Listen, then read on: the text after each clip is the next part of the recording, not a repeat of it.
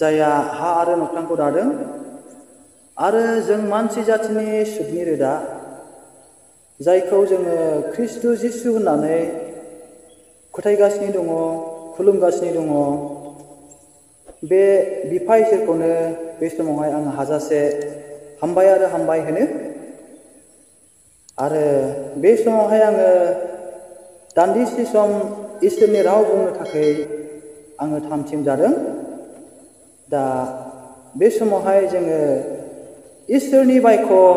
जों जे सोलोंज्लायगोन। दा अब्ला जोङो फै बे समावहाय जोङो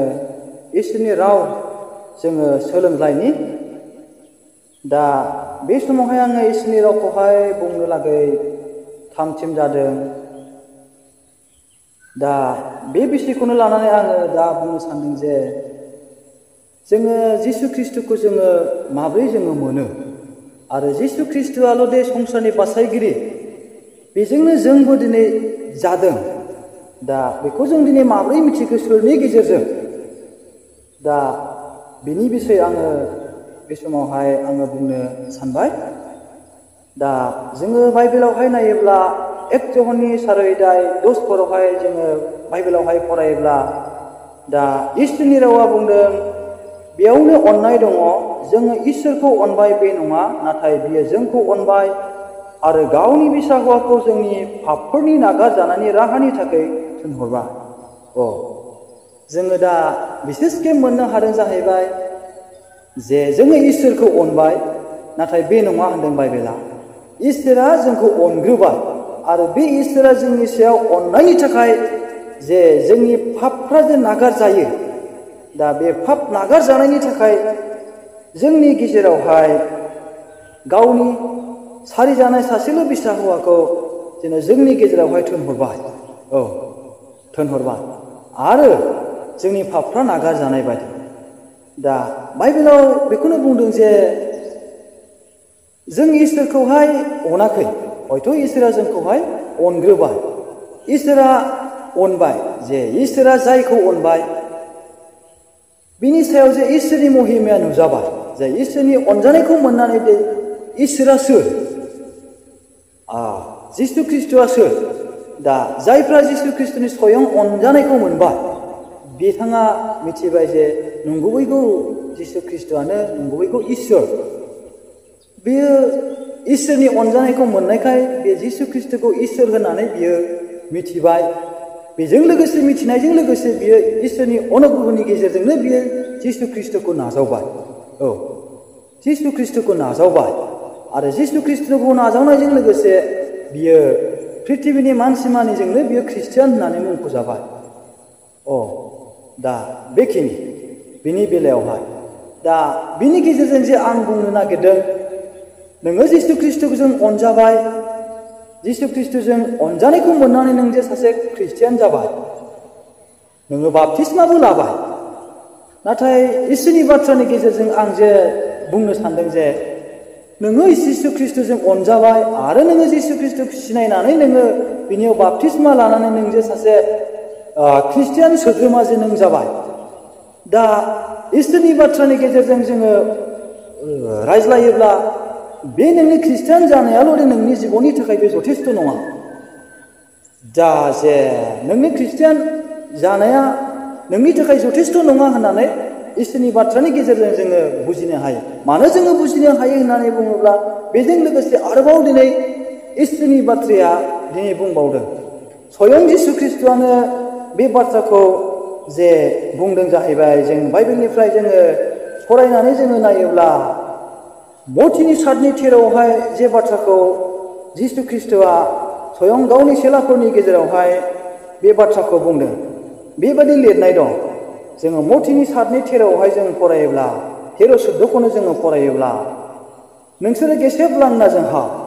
मानोना नोरखौ थांनाय लामाया हल गल आरो लामाया गुवार आरो बेजों थाबायग्राया गोबांथार आरो गोथाङाव थांनाय लांगोनाया गेसेब आरो लामाया थे एसेल' मानसिफोर बेखौ मोनो। दा नोंथांनि जिसुखौ नाजावनाय, जिसुनि अननाय मोननाय आरो नों जे सासे ख्रिस्टियान, दा नोंनि खृष्टियान होननानै जे नों खृष्टियान जानानै नोंनि आत्मिक जिबननि जथेस्थ'आ बेयाव फैदों बेयाव माने बेयाव जिसु ख्रिस्टनि बानजायनाय दं दा गथै गावजों लेंहर जानाय गावनि सायख' जानाय जा साफ्रोमबो जिसु ख्रिस्टखौ जे आंनि बासायगिरि होननाय होनग्रा फोथायग्रा खृष्टियान बिदा फंबाय बिब' बिनानावफोरनि सि मोनसे बे जिसु ख्रिस्टनि जे फोरोंनाय नोंथाङा जिसुखौ मिथिबाय नोंथाङा जिसुनियाव फैनानै सासे खृष्टियान जाबाय अब्ला नोङो गेसेब लांनाजों हाबदो गेसेब लांनाजों हाब मानोना नोरखौ थांनाय लामाया हलबल नोङो जिसुखौ नाजावनायनि माखासे जे बिनि बोसोन बेवहाय बोसोन दंबावो जे जोङो नायोब्ला जे गेसेब लामाजों हाबनायनि माखासे हाबाफ्रा मा मा आरो गुवार लामाजों थांनायनि माखासे लामाफ्रा मा मा जिसु ख्रिस्टआ बेयाव बुंदों जाहैबाय लामाया मोननै मोनसे गेसेब आरो मोनसे गुवार दा गेसेब होननानै बेवहाय फार्स्टआवनो बेरखांदों जे मथिनि 7:13 गेसेब लामाजों जुदि नोंथाङा हाबबायब्ला नोंथाङा गेसेब लामाजों थाबायबाय थादोंबा फार्स्टआवनो नोंथाङा सासे आत्मिक जिबननि सासे खृष्टियान जानो नांगोन इसोरखौ जिउजों खुलुमग्रा सासे खृष्टियान नोंथाङा जानो नांगोन जहनि 4:24-25 बे इसोरानो जिउखा आरो जिउखाय जोंनि जिउजों बेखौ खुलुमनो नांगोन बियो गेसेब लामाजों हान्थिबाय थादों नोंथाङा आरो बिनिफ्राय गिर्जा प्रार्थना बाइबेल फरायनाय बाइबेल फटफोरखौ मोखास्थ' लानानै बाइबेलनि बोसोनजों गावखौ दैदेननाय आरो सिगाङावनो बे इसोरखौ दोननाय आरो बयजोंबो गोरोबलायनाय अननाय हेफाजाब होलायनाय हमथानो हानाय नम्र गुरै आरो बेबायदिनो गावखौ इसोरनियाव गथायसोग्रा आरो गावनि बिदा फंबायफोरखौ इसोरनियाव गथायसोग्रा गासैखौबो इसोरनियाव भरसा खालामग्रा आरो इसोरनियाव भरसा खालामनायजों मावग्रा नोंथाङा नैबेबायदि हाबाफोरजों जुदि थाबायोब्ला बे हाबाफोरखौ जुदि मावोब्ला नोंथाङा निस्सय जिसु ख्रिस्टनि फोरोंनाय जे गेसेब लामाजों नोंथाङा थाबायगासिनो दङ प्रेज द लर्ड हालेलुया आरो बे जाबाय दे जिसु ख्रिस्टनि थोननाय बे गेसेब लामाजों नोंथाङा थाबायगासिनो दङ ओमफ्राय गुवार लामाखौबो जिसु ख्रिस्टआ गावनो बुंबाय जे गुवार लामाजों गोबां मानसिया थाबायो आरो गुवार लामाजोंहाय थाबायो आरो गेसेब लामाखौहाय खम मानसिया दिनै हमनो हायो होननानै बाइबेलाव बुंदों गुवार लामानि माखासे मावनायफ्रालाय माजों गुवार लामा जाखो दिनैहाय जिसु ख्रिस्टनि बाथ्रायालाय गुवार लामा दिनै गाबोन जोङो लैखो खालामब्लाबो दिनै जोङो लैखो खालामथ'नो हाया दिनै मण्डलिफ्रावहाय जोङो सारिजालि खालामब्लाबो जोङो सारिजालि खालामथ'नो जोङो हाया दिनै माबायदि लामाजों मानसिफ्रा बांसिन थाबायदों गुवार लामाजों दिनै बांसिन मानसिफ्रा थाबायदों खृष्टियानफ्रा बांसिन थाबायदों होननानै जोङो हमनो हायो खारन गुवार लामा होनोब्ला गुवार लामाजों थाबायोब्ला नोंथाङा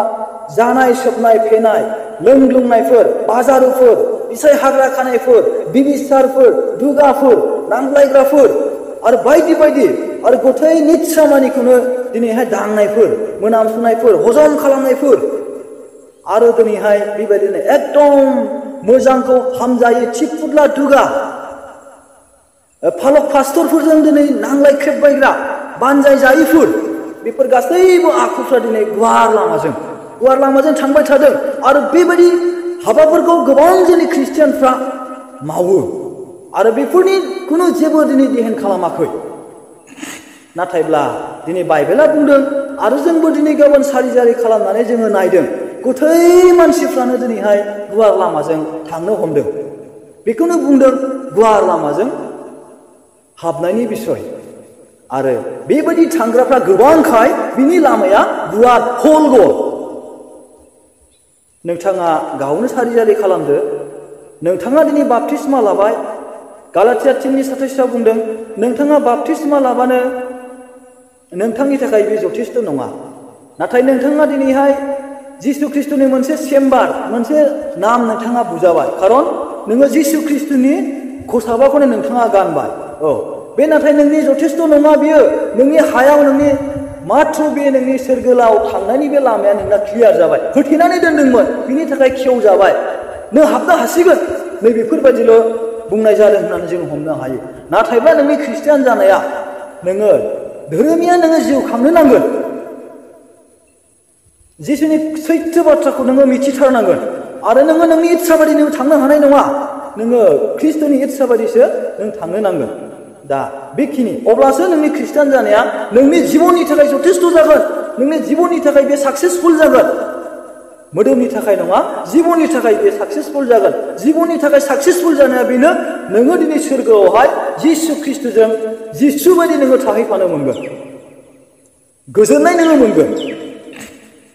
जेब्लासिम नोङो दिनै इसोरनि रायजोआव नोङो सौहैनाय नङा अब्लासिम नोंनि जिसुखौ नाजावनाया नोंनि लागै जथेस्थ' जानाय नङा बिनि थाखायनो नोंथाङा दा बे समाव सम दङ खाबु दङ नोंथाङा बिजिरनानै नायदो सारिजारि खालामदो बबेबायदि लामाजों थांनाया गाहाम दा दुखुनांथाव बाथ्राया दिनै बेनो जों फर जाथिफ्रा गोबां दिनै जिसुजों लिंहरजाबाय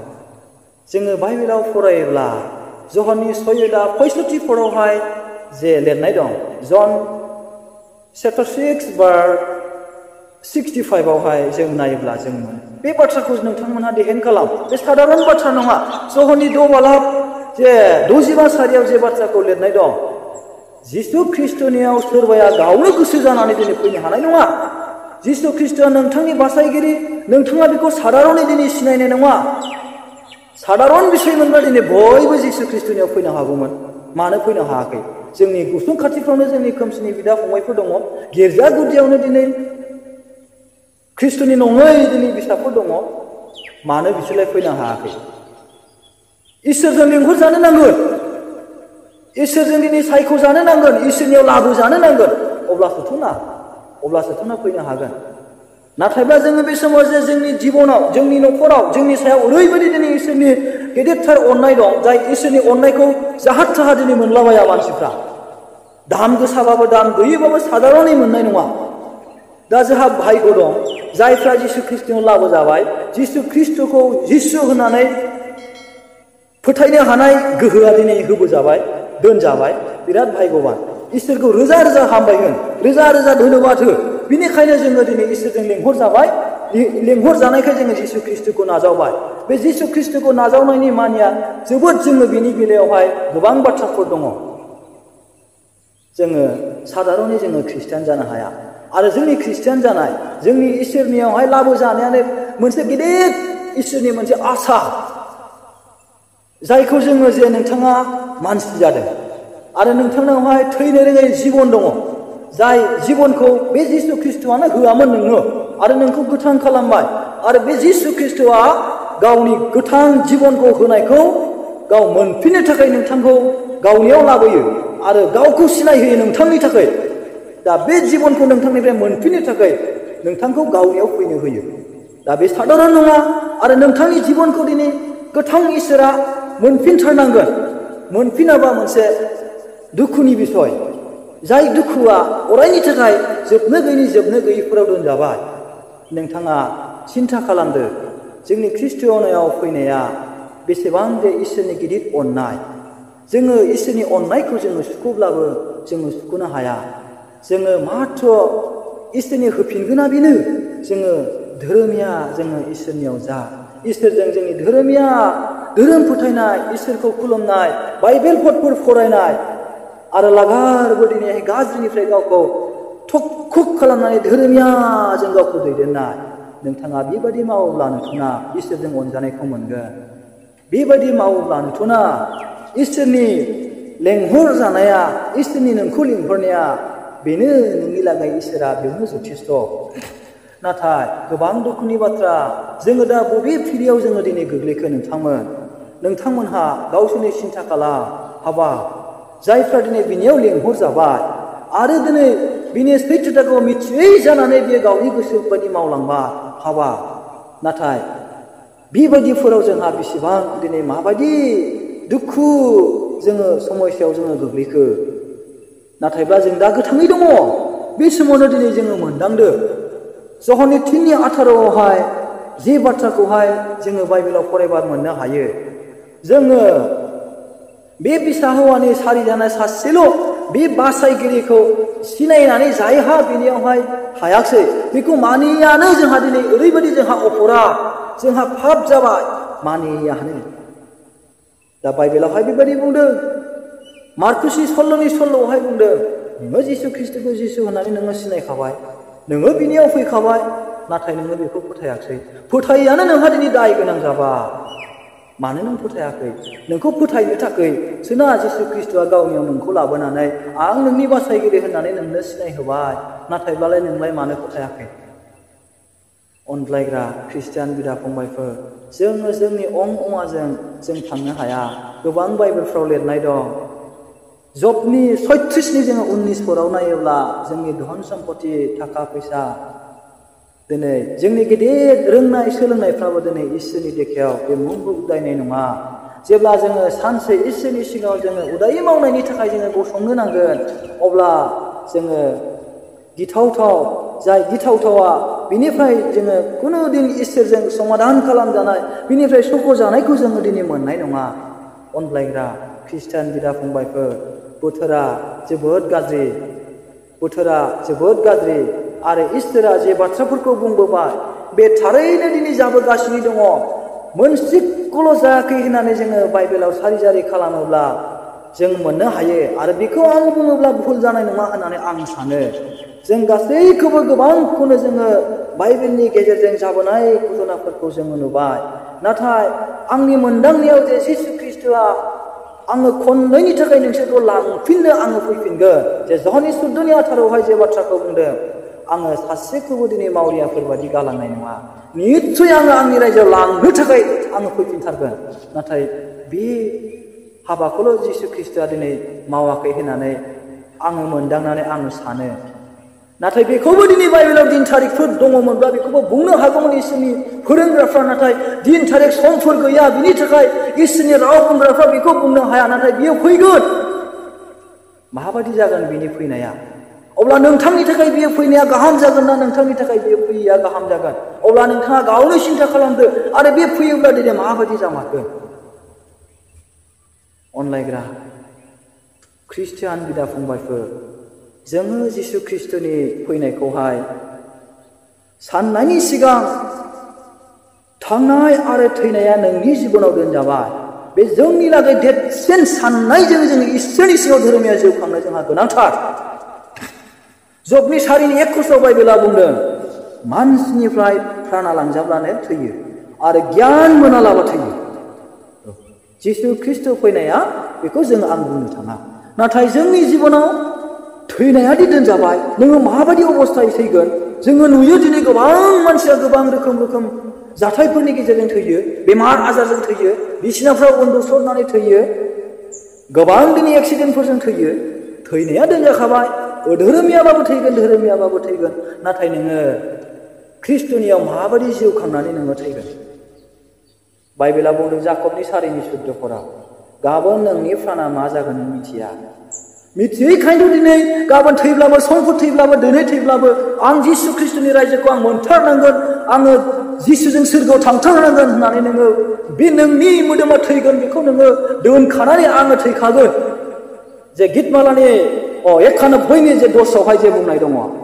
70 बोसोरनिफ्राय 80 बोसोरसिमल' मेक्सिमाम जोङो जोरगोन होननानै बुङो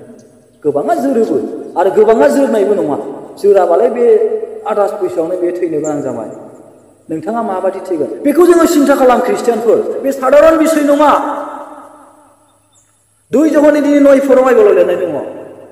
जाया बिफा बिसा हौवानि फोरोंनायाव बेयो थाया हुसिया बे सिगां लांबाय बेजों बिफा बिसा गोथार जिउआ बेजों गैया होननानै बाइबेलाव बुंदों आरो जाया बिफा बिसा हौवा गोथार जिउनि फोरोंनाय बानजायनायाव थाबाय नोंथाङा सिगां लांब्लाबो नोंथांजों गोथार जिउआ नोंथांजों दङ थैब्लाबो नोङो थैयाखै नोंथांनि आत्मिक जिबना नाथाय ख्रिस्टियानफ्रा दिनै गाबोन बेखौसो दिनै होसोनांगौ बिनि थाखायसो जोङो दिनैहाय सारि खालामनानै जोङो दिनै गासैखौबो सैस्थाबनानै जोङो दिनै धोरोमिया जिउ खांनो नांगौ इसोरनि बाथ्रानि गेजेरजों जों दा बेखौ सोलोंनो हायो ख्रिस्टियानफोर बिदा फंबायफोर एसे गेदेर जोङो जिसु ख्रीष्टनि अननायखौ जोङो मोननानै इसोरा नोंथांनि बासायगिरि होननानै नोंथाङा बेखौ नाजावबाय नोंथाङा सिनायबाय आरो जोङो बयबो बिनियाव लाबोजानानै जोङो ख्रिस्टियान होननानै जोङो मुंख'जाबायब्ला नोङो जिसु ख्रीष्टनि सैथोथाखौ नोङो मिथिदो आरो मानसिफ्रा जों ख्रिस्टियानफ्रा गावनि गोसो बादि दा थाबायसै ख्रिस्टनि गोसो बादि थाबायदो जोंनि साननायफ्राबो दिनै ख्रिस्टनि बादि जाथोंसै फिलिपिनि 2:5 बुंदों दा नोंसिनि साननायफ्रा ख्रिस्ट'नि बायदि जाथारनांगोन होननानै हालेलुया प्रेज द लर्ड जोङो बेबायदि जोङो जिउ खांनो नांगोन आङो गोबां आरोबाव इसोरनि बाथ्राखौ आङो बुंबावनो सानाखिसै अनलायग्रा ख्रिस्टियान लोगोफोर जोङो मार्कुसनि 13 आयदा 29 नायोब्ला नोंथांनि थाखाय दरखं मोखाङावनो दिनैहाय सफैखाबाय मथिनि 26:25 बुंदों बेनिखायनो आं नोंसोरनो खोथा होबाय होननानै माखौ खोथा होखो नोंथांनि जिबननि थाखाय इसोरा नोंनो खोथा होबाय मार्कुसनि 13नि 24 बुंदों बेफोर जायासेयावनो आं नोंसोरनो खोथा होबाय अनलायग्रा ख्रिस्टियानफोर जों जे इसोरनि अननायजों जोङो जिसुखौ मोनबा जोंहा बेसेबां जोंहा खाफाल गोनां नोंथाङा धोरोमिया जा नोंथाङा जिसुखौ फोथाय गासैखौबो जिसु ख्रिस्ट'नियाव भरसा खालाम गोजोननाय सान्थि रंजानायखौ दा हास्थाय नाथाय दुखुखौ बांसिन सैनो थाखाय नोंथाङा थामथिम जा मथि 10:29 बुंदों नोंथांनि इसोरा संसाराव सान्थि होनो थाखाय बे फैयाखै नोंथांखौ सैहोनो थाखायसो नोंथाङा गोबां सैनांगोन नाथाय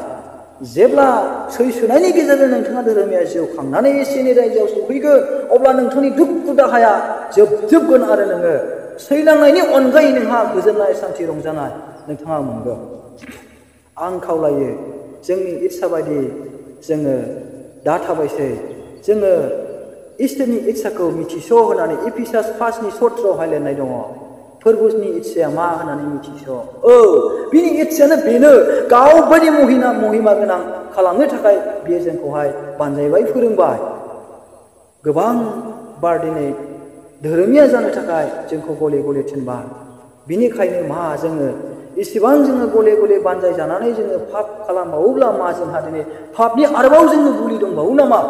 आरोबाव दिनै खननैनि जिसु ख्रिस्ट'आ नोंथांनि पापखौ खेमाहा खालामनो थाखाय नोंथाङा सोरगोनिफ्राय आरो संसाराव ओंखारबोबावगोन नामा एब्रिनि 9:27 बुंदों जेब्ला बियो खननैनि फैगोन अब्ला नोंखौ गावजों लोगोआव सोरगोआव लांनोसो बियो फैगोन साधारन बिसय नामा जाय बिसाजो बिसाज्लाफ्रा ख्रिस्ट'नियाव लाबोजानानै ख्रिस्टियान जाबा साबधान जादों अनलायग्रा लोगोफोर मोजां दिना थांलाय फैलाय जोङो मोजां समफोरखौ जोङो मोनबाय थाया बे समा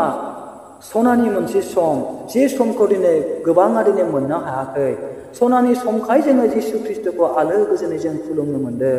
आलो गोजोनै जोंनि न'खरा बोखांजानो जोंनि गथ' गथाया बोखांजानो जोंनि मण्डलिया बोखांजानो बासायजानो सोरगोआव लांजानो थाखाय बे खाबुखौ इसोरा जोंनि सायाव होबाय जों फर जाथिफोरनि सायाव होबाय गोख्रैनो जोङो दिनै बे समखौहाय लानानै जोङो दिनै गावखौ सारि जारि खालामनानै गाव बबे अबस्थायाव थाखो नोंथांनि खामिनानै इसोरखौ खुलुमनाया नोंथांनि जिबननि थाखाय इसोरनि थाखाय जथेस्थ' जादोंना जायाखै बेखौ मोजाङै सिन्था खालामनानै नोंथाङा धोरोमिया जिउ खांदो आरो जिसु ख्रिस्ट'जों गोख्रै बासायजादो आं बेखौसो बुंनो लुबैदों बासायजानायखौ मोनाब्ला हाबा जेसाया 14:11 बुंनाय दं बाइबेलावहाय जुदि जोङो दिनै बासायजानायखौ गमामा नोंथाङा मोनमाराब्ला जुदि नोंथाङा दिनैहाय जिसु ख्रिस्ट'नाव लाबोजानानै जुदि नोंथाङा दिनै बासायजानायखौ मोनाब्ला नोंथाङा जिसु ख्रिस्ट'खौ मानो मोनखो नोंथाङा जिसु ख्रिस्ट'खौ मानो मोननानै दिनै ख्रिस्टियान जाखो नोंथाङा दिनै ख्रिस्टियान जायोआनो नोंथांनि थाखाय गाहामसिन जागौमोन खोमा नोंथांनि थाखाय जिसु ख्रिस्ट'खौ मिथियानो नोंथांनि लागै गाहामसिन जागौमोन खोमा जुदि नोङो दिनै जिसु ख्रिस्ट'नाव फैनानै नों जुदि जिसु ख्रिस्ट'खौ मिथियै जानानै नोङो जिउ खाङोब्ला जिसु ख्रिस्ट'खौ मिथियै जानानै नोङो नोंनि जिबनखौ आद्रि खालामोब्ला नोंथाङा जिसु ख्रिस्ट'नियाव फैनाया नोंहा मा लाब जाखो जायफ्रा जिसु ख्रिस्ट'नाव फैनानै गावखौ नस्थ' खालामा जेसाया 14:11 आं बेखौ बुंबाय थायो एन्थौलाखौ जों जोमनांगोन होननानै बुंदों दा बाइबेलाव